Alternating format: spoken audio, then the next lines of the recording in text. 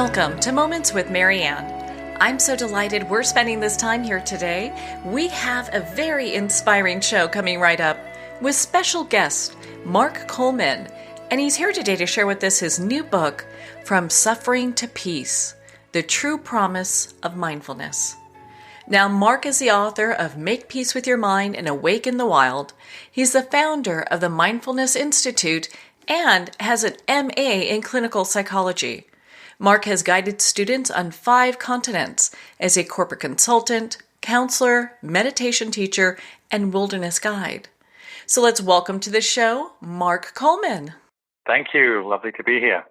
Yeah, what an honor it is to spend this time with you. And I always love reading your book. So I was so excited to hear that you had another book and just came out today. Yes, very excited. The book is finally launched, and it's a great deep dive into what is now a very popular subject on mindfulness. When I first started writing, my first book came out in 2006, Awaken the Wild, and mindfulness was not that well known. And now, of course, in the last 12 years, we've had a huge explosion of interest in mindfulness.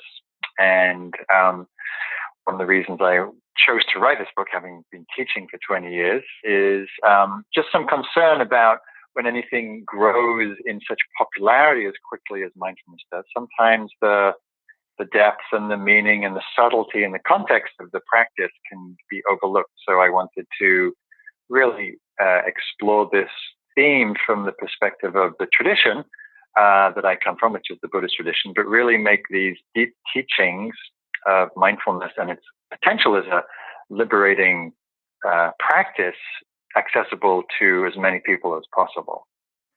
Well, I'm so glad that you did this because I practice mindfulness as part of my journey. And you're right. I mean, there's so much hype out there about it today. It's almost like a keyword that kind of gets thrown around. And for our listeners that are new to mindfulness, what do you mean by that? Yeah, so mindfulness is it's a multifaceted thing. So it is both a quality, it's a practice, it's a training, it's a state of being.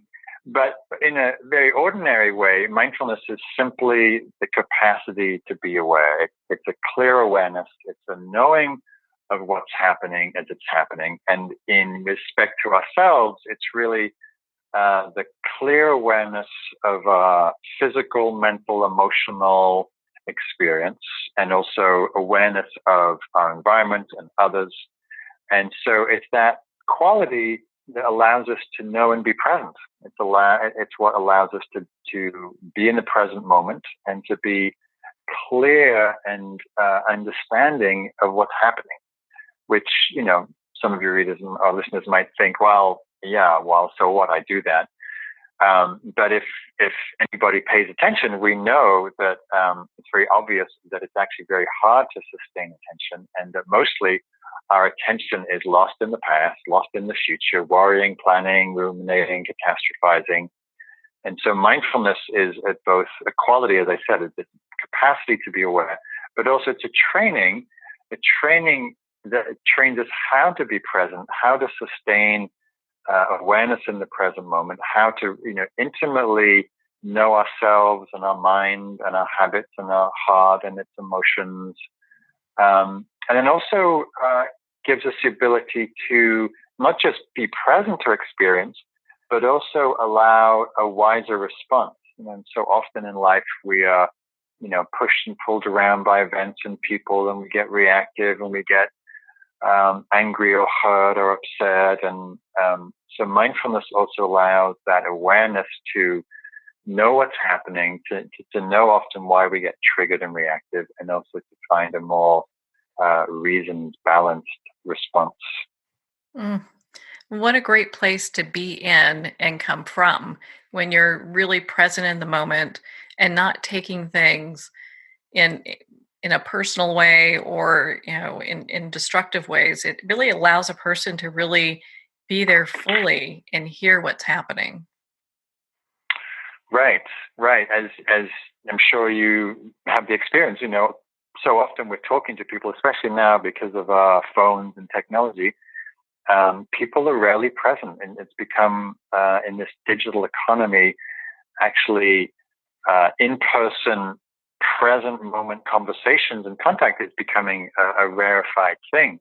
And so what mindfulness does with its training and the practices is it allows us to be really present to our kids and to our partners and to our colleagues and to what's happening in the world. And, so much unnecessary pain happens because we're not present, whether it's because we're driving and distracted, or we're just not present in the conversation, or we're not present to ourselves and we don't listen to our body and its needs for rest or for good food or for exercise.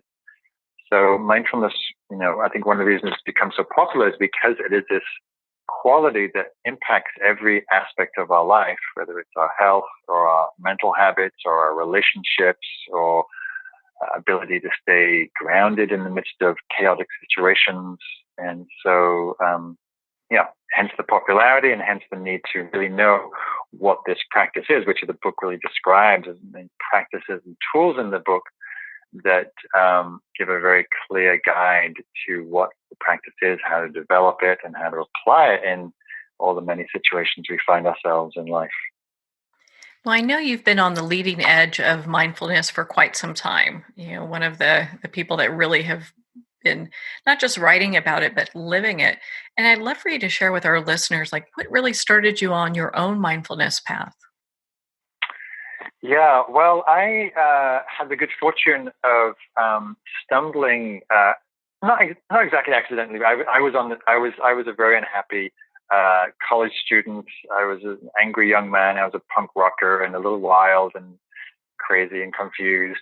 And I was really looking for something that would help me with my own mental suffering. And I happened to be living next to a Buddhist meditation center in the East End of London back in the early 80s, which was quite unusual then. Mindfulness and meditation was not popular. It was considered slightly strange and esoteric. And they happened to be teaching the practice of mindfulness and the practice of loving kindness, which is a lovely complement to mindfulness practice. And I very quickly realized that, these tools of meditation, of mindfulness, which really is in meditation, turning our attention inwards, turning our awareness to really look and feel and understand and experience ourselves. They're like, these hidden keys that unlock a lot of the challenges that we face, both personally, existentially, psychologically. And I realized that most of my suffering was actually coming from my own mind, whether it's from my negativity, my self-judgment, my reactivity, and the mindfulness meditation practice helped me kind of illuminate some of those patterns. And once we bring something like that into awareness, it allows us to understand them, allows us to let go of them, or to transform them. And so that was when I was 19, and I've been developing and studying and training in those practices for the last few decades. And it's been very invaluable support in my life and also for my teaching. Mm. Well, I love how you have each chapter of the book talks about a different practice. And some of them were pretty new to me. And I don't know it all, but I love reading. And I was real impressed with just the content of your book. You talk about embodied awareness, and I'd love for you to share with our listeners what that means. Yeah, so embodied awareness is, one facet of mindfulness. So contrary to the popular myth of meditation being this blissful, out of the body, floating in celestial cloud realms, for me and for most people that I know, mindfulness is very much a present moment practice where you're partly utilizing the experience of the body as a support to be present. So when we're paying attention to our physical experience or to our senses, seeing, hearing, smelling, tasting, touching, that very simple act of attention brings us into the present moment. And so the body becomes a great vehicle and support for mindfulness. If we're present to our physical experience, it means we're present.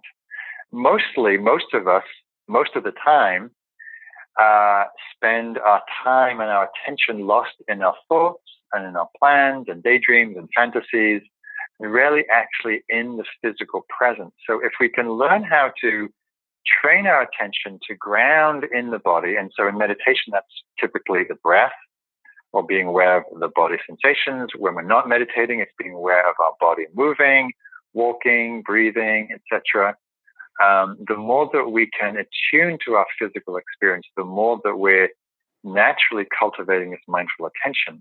And so the beauty of that, rather than thinking of meditation as this thing that you do to remove yourself from life, the more that you cultivate mindfulness of the body, or this embodied awareness, as I call it, the more that we can learn to be present, standing at the bus stop, taking our kids to school, walking down the rows of the supermarket, playing tennis or whatever it is that we're into, walking around in the office, going to get a cup of coffee.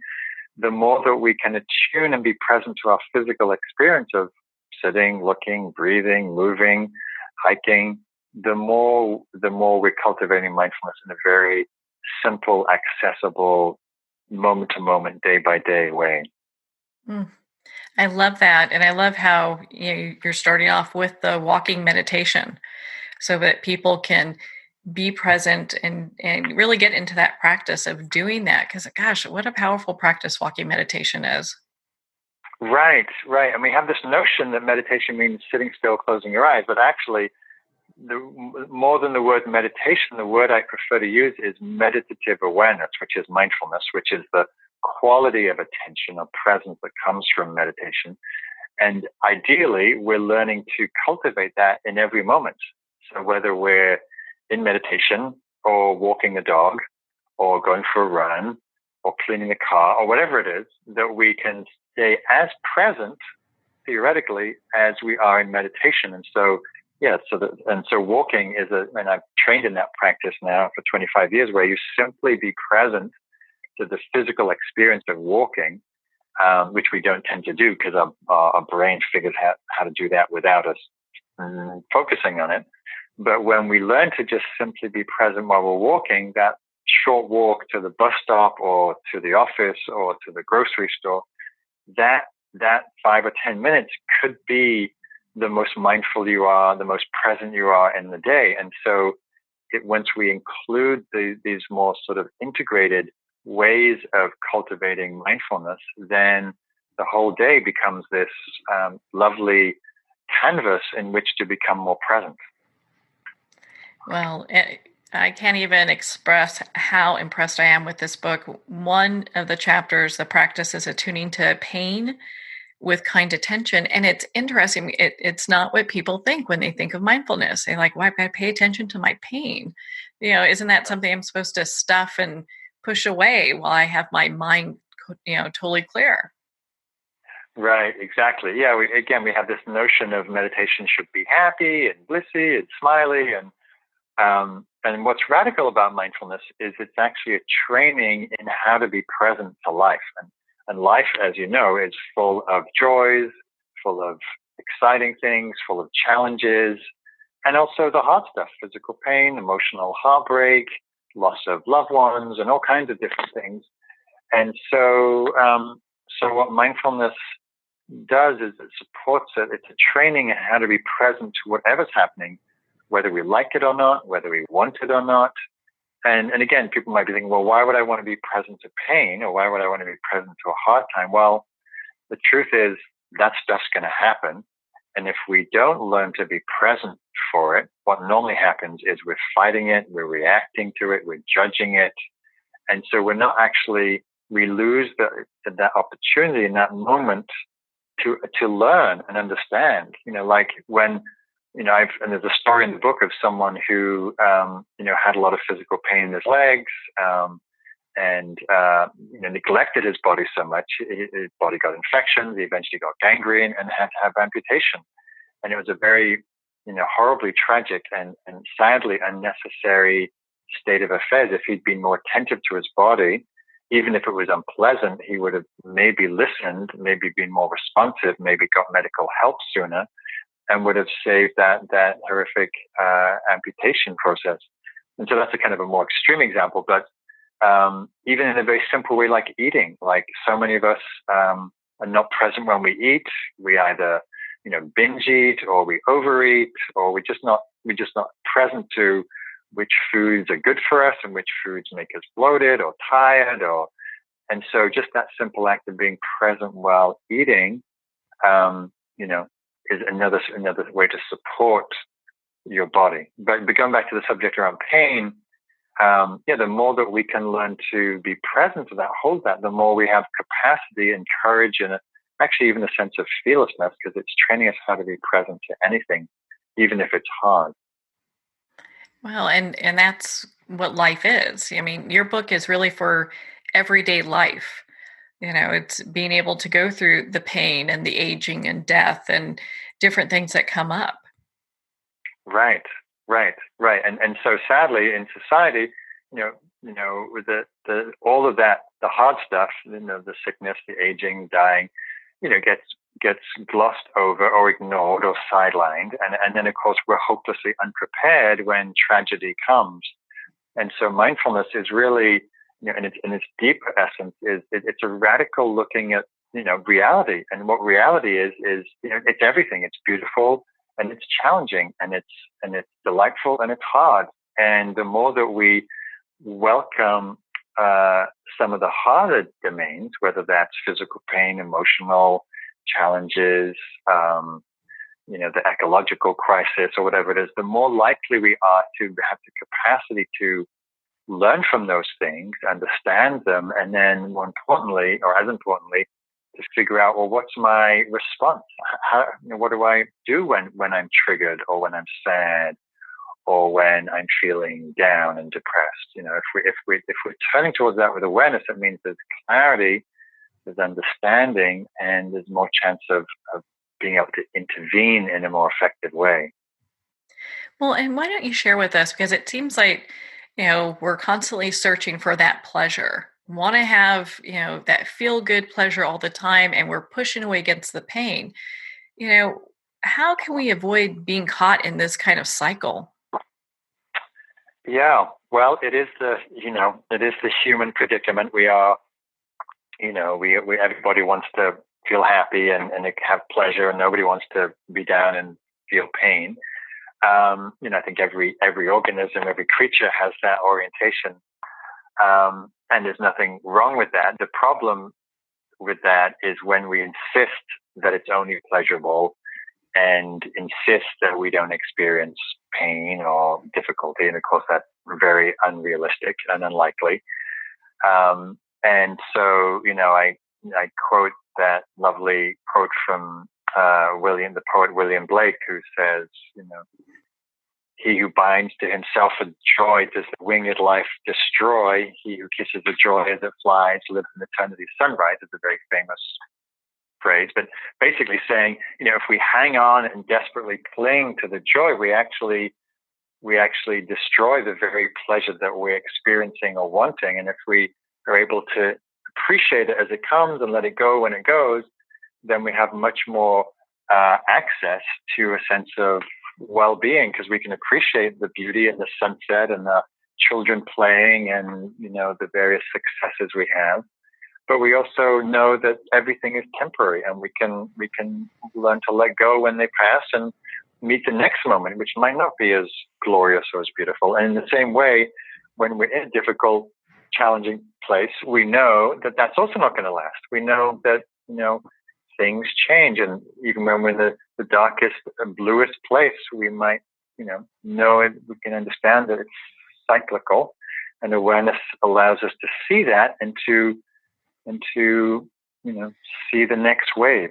So it allows a beautiful fluidity and responsiveness to our experience. There's something to be said by, sometimes just accepting what is and moving through that, as opposed to trying to push things away. Right. And, and the beautiful thing about mindfulness is it's a training in acceptance. I'd say the first quality that we need with mindfulness is we first meeting experience, whether it's our breath or our body pain or a beautiful sunset.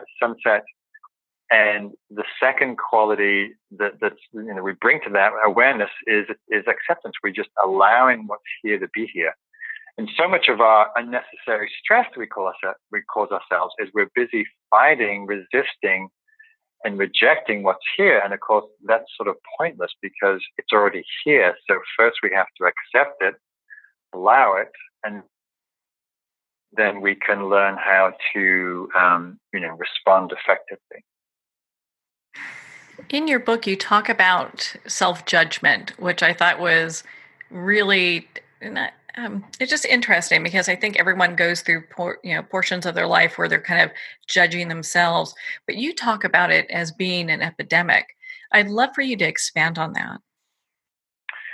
Sure. Well, I've been teaching for 20 years, mostly in the mindfulness meditation world, but also in many organizations across the world. And one of the things that I see that causes people the most distress, the most unnecessary self-created suffering and angst is the way that we judge ourselves, the way that we're harsh, critical, mean, apply impossibly high standards to ourselves, belittle ourselves, compare ourselves negatively to others. And all of this is just a mental habit that we've learned usually from childhood, usually from parents or other caregivers. And when I work with students, I see that it's one of the greatest sources of suffering is that negative voice in our head that's constantly telling us or reminding us we're not good enough, we're stupid, we should have done something different, look who's better than us. And so what's powerful about mindfulness, and I ended up writing my last book, I think you interviewed me about my last book, Make Peace with Your Mind, about how to work with the inner critic.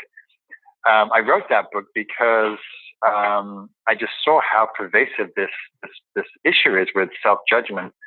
And I also speak to it a fair amount in this current book, From Suffering to Peace, because it is one of those things that creates a lot of suffering. And unless we start to pay attention, unless we start to notice it with awareness and to let it go, to challenge it, to orient towards ourselves with a kinder, more accepting, more loving presence, then we're just continuing this habit of causing unnecessary strife for ourselves. And so the beautiful thing about mindfulness is it develops that self-awareness so we can listen to that negative voice and then learn how to let it go. Do you find that cultivating a practice of mindfulness helps us to become more kind, not only to ourselves, but to others?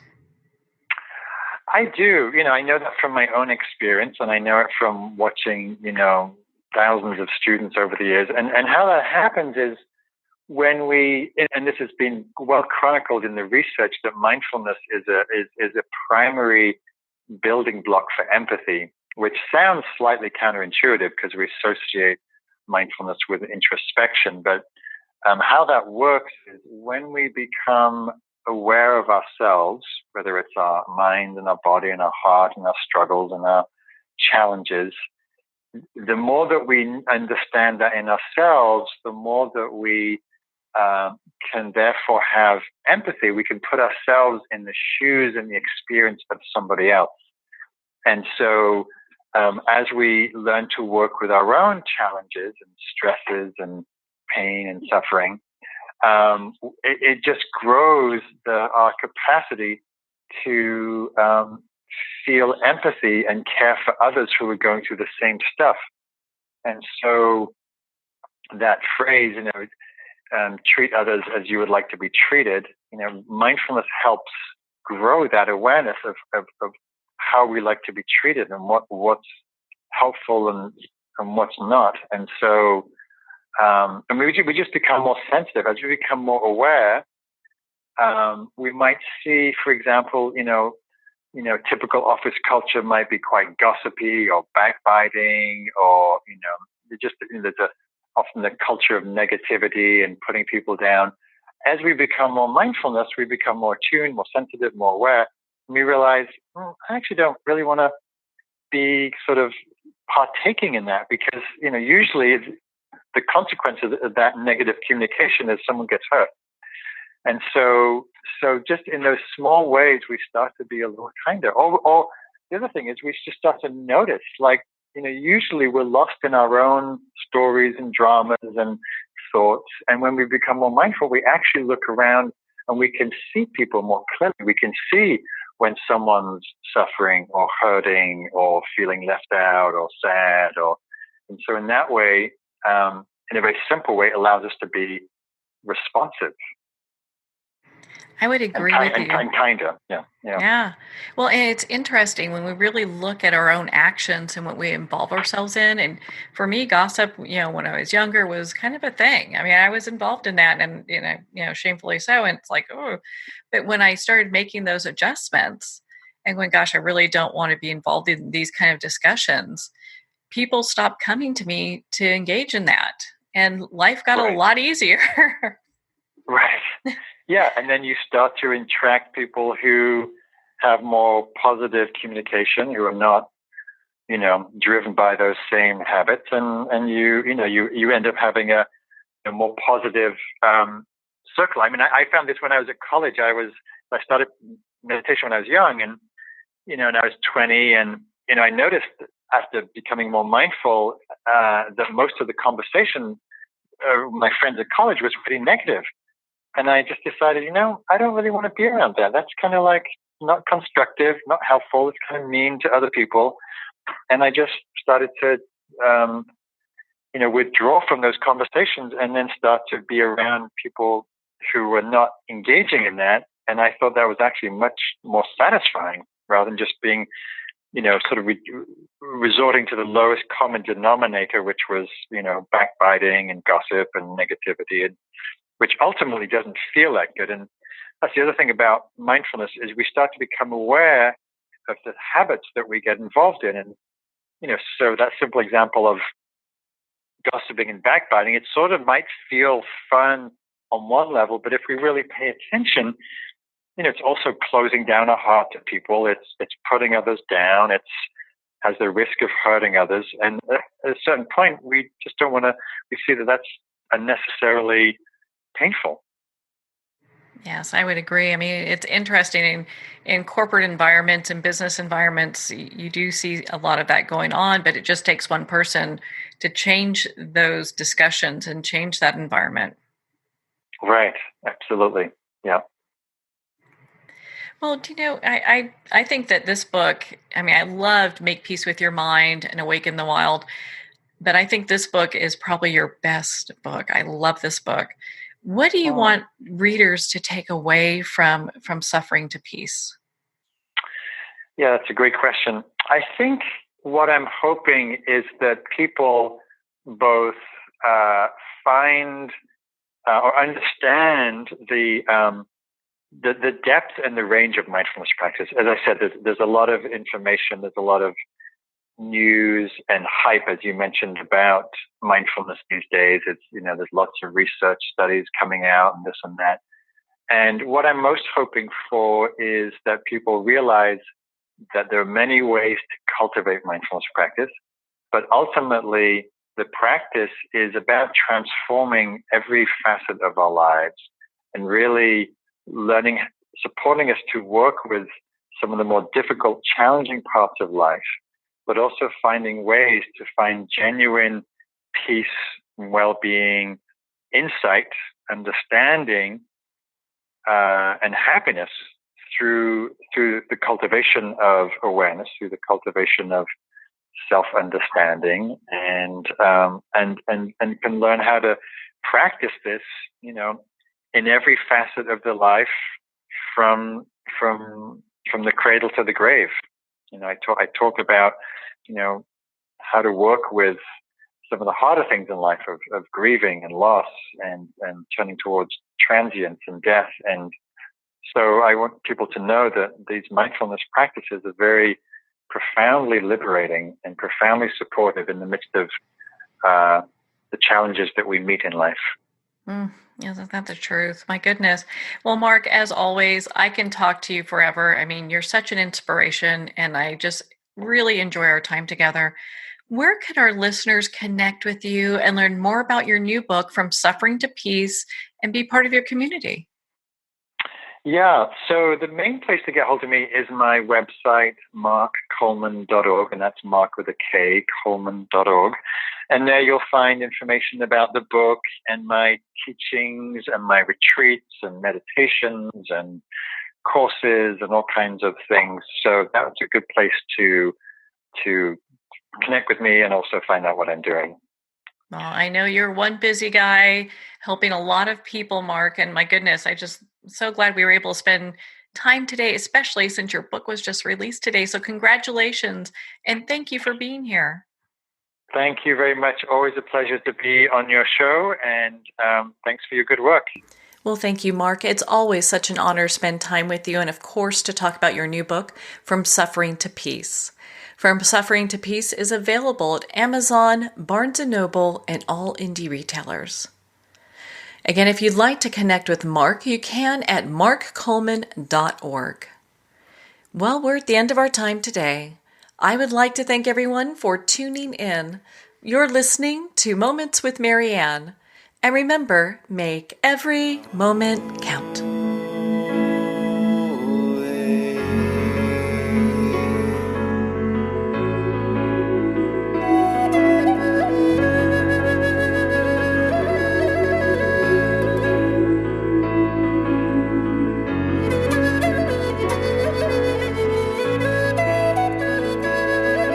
In a single moment, your life can change. Moments with Marianne is a transformative hour that covers an endless array of topics with the best of the best. Her guests are leaders in their fields, ranging from inspirational authors, top industry leaders, and business and spiritual entrepreneurs. Each guest is gifted and a true visionary, a recognized leader in her own work, and while teaching others to develop, refocus, and grow, Marianne will bring the best guest and sometimes a special surprise. Don't miss this. You never know just which moment will change your life forever. Moments with Marianne airs every Sunday, Monday, Thursday, and Friday at 8 p.m. Eastern and 5 p.m. Pacific Time. Make sure to tune in and visit momentswithmarianne.com for more information.